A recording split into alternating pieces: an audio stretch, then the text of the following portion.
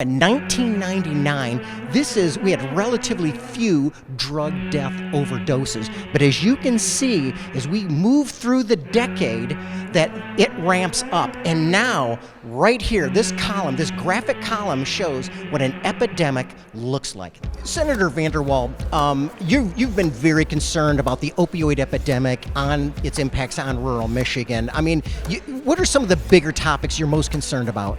Well, I think right now we need to be really aware of what's happened during COVID-19 and what this virus has done to put people back into their old habits.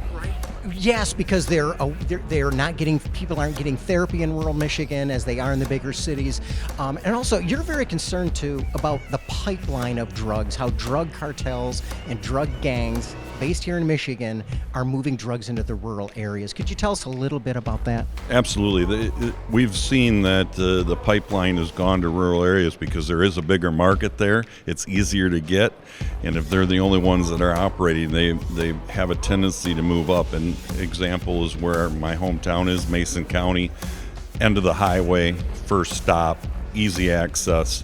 And it's really caused an issue. So drug dealers can really easily hide in these rural areas and go undetected and go about their business selling drugs. Absolutely, and that's what's happening, and we're finding out that overdoses continue to rise at a huge rate right now, especially in the last 6 months.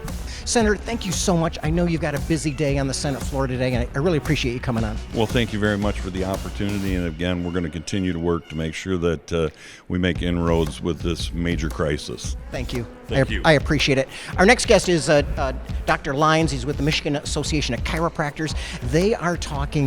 Your organization is talking about non-drug pain management to help solve this crisis. Could you give us a little background on that? The problem is most physical pain is caused by a physical problem, a car accident, an injury at work, or something like that leads to the fact that you have pain to begin with. You need to use a physical solution in order to correct that. Chiropractic is all about using physical solutions towards correcting a physical problem. Okay, and Doc, this is where it gets confusing sometimes for people. You guys are wellness care doctors. You have lots of approaches that don't involve drugs, which can lead to addiction.